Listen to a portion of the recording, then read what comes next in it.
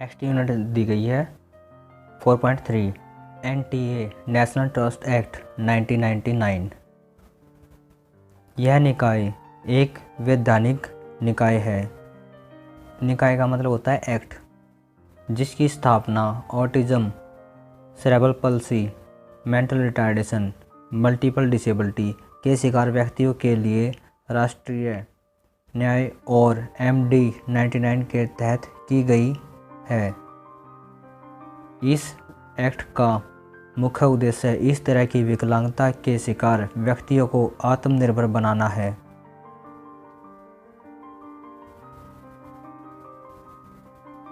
जिससे वह स्वतंत्र रूप से जीवन जी सके। एक्ट ज़रूरत के अनुसार सेवाएं प्रदान करने वाले पंजीकृत संस्थाओं को सहायता प्रदान करता है।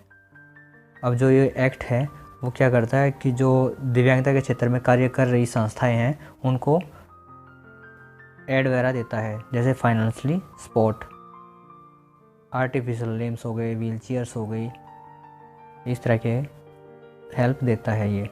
और ज़रूरतमंद विकलांग व्यक्तियों के लिए कानूनी संरक्षक नियुक्त करने की प्रक्रिया तय करता है। और जो कानून रूप से जो सहायक होंगे उन लोगों को भी नियुक्त करता है। आगे दिया गया है न्यास में एक अध्यक्ष और 21 सदस्य होते हैं जिन्हें केंद्र सरकार द्वारा नियुक्त किया जाता है। सेंट्रल गवर्नमेंट जिसको अपॉइंट करती है। अध्यक्ष को केंद्र सरकार द्वारा उन लोगों में से नियुक्त किया जाता है।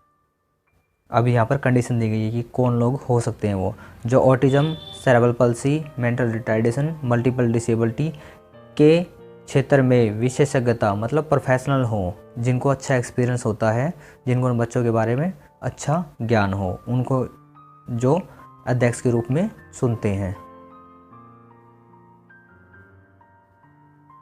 अब आगे दिया गया है नेशनल ट्रस्ट एक्ट 1999।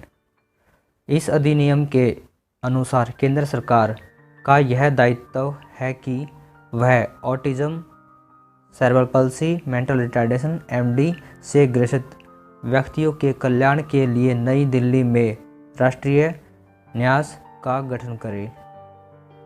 इसका फर्स्ट पॉइंट दे रखा है। सेकंड पॉइंट दे रखा है केंद्र सरकार द्वारा स्थापित किए गए राष्ट्रीय निकाय को यह सुनिश्चित करना होता है कि इस अधिनियम की धारा 10 में वर्णित उद्देश्य पूरे हों, को अच्छी तरह पूरा किया जा सके, जो कि विकलांगता के अधिकारों के लिए ज़रूरी हैं। ये न्याय थर्ड पॉइंट दे रखा है राष्ट्रीय न्यास के न्यासी बोर्ड का यह दायित्व है कि वे वसीयत में लिखे किसी भी लाभ प्राप्त करने वाले के समुचित जीवन स्तर के लिए आवश्यक प्रबंध करें और विकलांगजनों के लाभ हेतु अनुमोदित कार्यक्रम करने के लिए पंजीकृत संगठनों को वित्तीय सहायता प्रदान करें। कि जो पंजीकृत संगठन है, जो कि NGO है, जो रजिस्टर्ड हैं, जो विकलांगता के क्षेत्र में कार्य कर रहे हैं, उनको आर्थिक सहायता उपलब्ध कराए। पॉइंट 4 अधिनियम के उपबंधों के अनुसार विकलांग व्यक्ति को स्थानीय स्तर की समिति द्वारा नियुक्त संरक्षक की देखरेख में रखे जाने का अधिकार है। कि जो दिव्यांग व्यक्ति है उसको एक केयर टेकर की ज़रूरत होती है, उसको ही संरक्षक बोलते हैं। नियुक्त किए गए ऐसे संरक्षकों को उस व्यक्ति और विकलांग व्यक्ति की संपत्ति के लिए उत्तरदायी होगा। कि जो उसका संरक्षक होगा, जो केयर टेकर होगा, वही विकलांग व्यक्ति की जो संपत्ति होगी, जो भी उसकी जायदाद होगा, उसका उत्तरदायी होगा। उसका मतलब रिस्पॉन्सिबल होगा, वो उसकी देखरेख करेगा।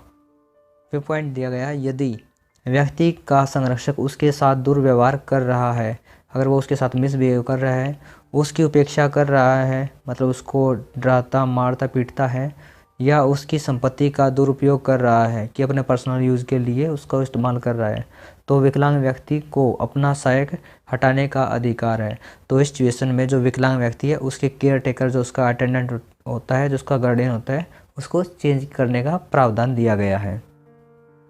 ये सब दिव्यांग व्यक्तियों की सक्षम बनाने के लिए, उनको अच्छे से जीवन निर्वाह करने के लिए कुछ पॉइंट्स दिए गए हैं जो कि NTA ने निर्धारित किए गए हैं।